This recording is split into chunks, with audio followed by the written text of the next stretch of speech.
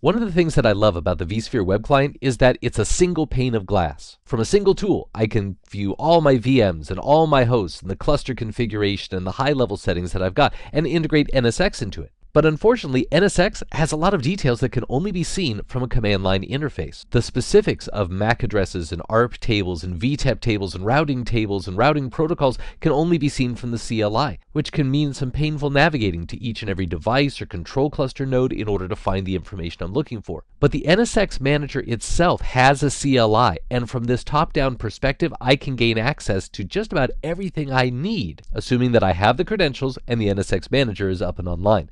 And in this nugget, we're going to jump in and see exactly how we access and use the CLI of the NSX manager to view the configuration of our switches and routers. So my friend, if we want the top-down perspective on what's going on with logical routers and switches, we can access a ton of information from the command line interface of the NSX manager itself. So we'll launch PuTTY and connect directly to NSX manager by its IP address or DNS name.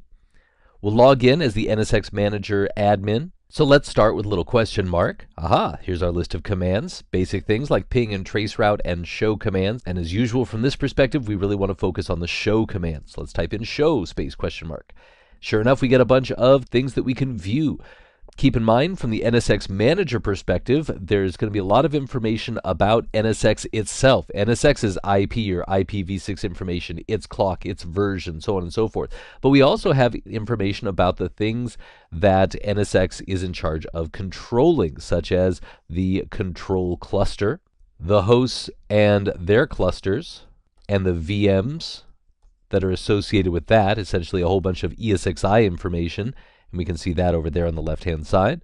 And then objects that NSX is managing. So our edge devices, as well as our distributed logical routers and our distributed logical switches. Not to mention the specific configuration of things like the firewall and load balancers. So just as an example, let's walk down one of these paths. Let's try show edge question mark. And it says, all right, I could show you a list of all the edge devices or give you specific information about a particular edge service gateway. Let's type in all and press enter. So show edge all gives us a list of edge 1 and edge 3, one of which is a perimeter gateway, the other is the distributed routers. So both types of routers can be viewed from this perspective. Let's type in show edge -3, for example. And we get the detailed configuration on edge 3, its ID, what type of device it is, its deployment, and the services that are up and running on it.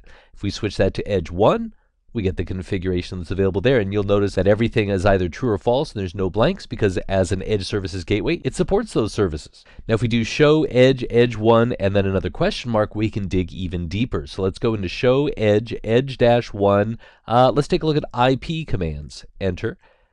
Ooh. And there's some great information. Let's type in BGP, and we can view the BGP table. We could view BGP neighbors.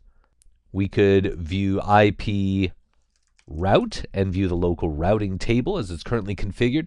So by jumping into this centralized NSX manager perspective, if I have various different edge devices configured in my network as well as DLR devices, I can hop very quickly from viewing the interface configuration on each of those instead of having to remotely connect to each of those virtual machines on a case-by-case basis. So some administrators who really only have authority to work with a specific edge device can have access just to that one edge. But if you're in that role as a top dog administrator, by all means, log on to the NSX Manager's CLI interface and you'll have this top-down perspective to view your entire domain.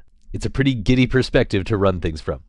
I hope this has been informative for you, and I'd like to thank you for viewing.